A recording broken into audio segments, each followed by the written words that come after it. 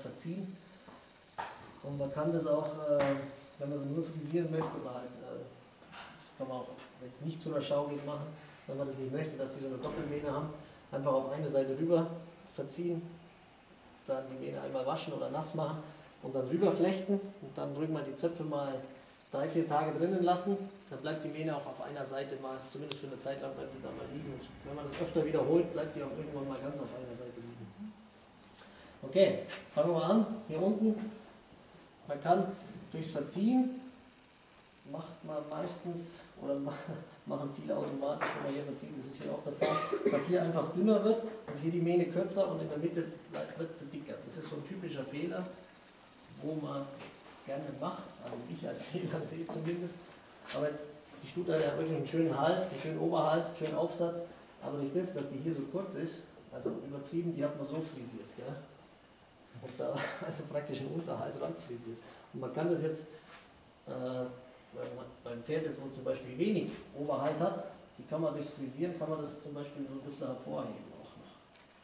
Ja, das ist ja doch ein Pferdeohren oder so. Ich habe dann noch die Möglichkeit, wenn jetzt ein Pferd einen wahnsinnig massiven Hals hat, dann war es natürlich fatal, die Zöpfe umzusetzen, dann zöpfen die einfach so wie die ersten 3 Seiten. Dadurch schaffe ich es dann wieder optisch, den Hals schmäler wirken zu lassen. Wenn ich jetzt einen Hals habe, der wahnsinnig kurz ist, was kann ich da machen? Gibt mir eine Idee? Genau, viele kleine Zöpfe machen. Dadurch schaut der Richter nie und sagt, der Hals wirkt einfach nicht.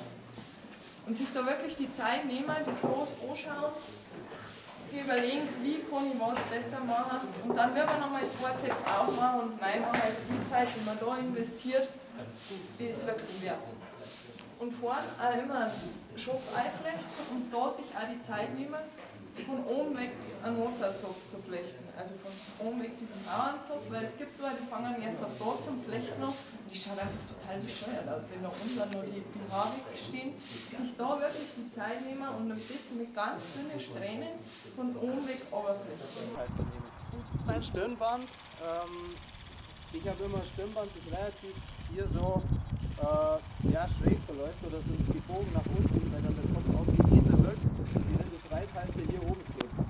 Das sieht man gleich, wenn man das von vorne mal anschaut, wie das Pferd ausschaut und wie es so ausschaut.